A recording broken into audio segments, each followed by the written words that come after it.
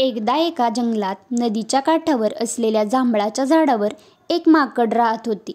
त्याच जंगलात एक मगर आणि त्याची बायकोही राहत होती. एके दिवशी मगर नदीच्या काठावर येऊन झाडाखाली विसावा घेत होती. दयाळू माकडाने त्याला काही जांभळे दिली. मगर दुसऱ्या दिवशी आणखी जांभळांसाठी परत आला, कारण त्याला जांभळे आवडत होती.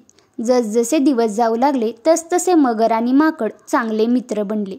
एके दिवशी माकडाने मगरीच्या पत्नीसाठी काही फळे पाठवली.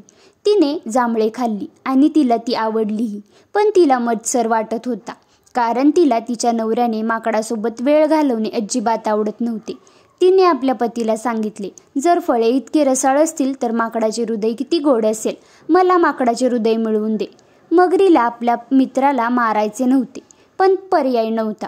त्याने माकडाला त्याच्या घरी जेवायला बोलावले आणि त्याच्या पत्नीला त्याला भेटायचे आहे असे सांगितले.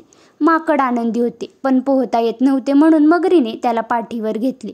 आपण माकडाला फसवल्याचा आनंद मगरीला झाला, मात्र बोलताना त्याने माकडाला घरी नेण्याचे खरे कारण सांगून टाकले. हुशार माकड म्हणाले, तुम्ही मला आधी सांगितले असते तर मी माझे हृदय घेऊन आलो असतो. माझे हृदय तर मी झाडावरच ठेवले आहे. आपण परत जाऊ आणि ते घेऊन येऊ. मगरीने त्याच्यावर विश्वास ठेवला आणि माकडाला पुन्हा झाडाकडे नेले. त्यामुळे हुशार माकडाचा जीव वाचला.